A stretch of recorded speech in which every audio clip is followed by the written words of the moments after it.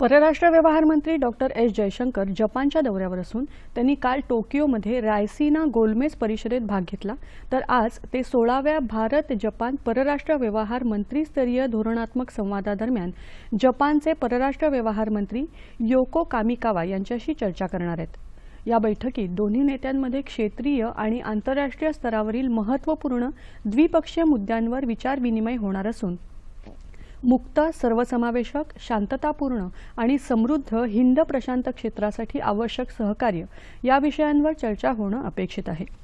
गेल्या दशकात भारत-जपान विशेष धोरणात्मक आणि जागतिक भागीदारी अधिक दृढ झाली असून संरक्षण आणि डिजिटल तंत्रज्ञान, सेमीकंडक्टर पुरवठा साखळी, स्वच्छ ऊर्जा, हाय स्पीड रेल्वे, औद्योगिक स्पर्धात्मकता आणि कनेक्टिव्हिटी यासारख्या क्षेत्रांमध्ये दोन्ही देश एकत्रित कार्य करत आहेत।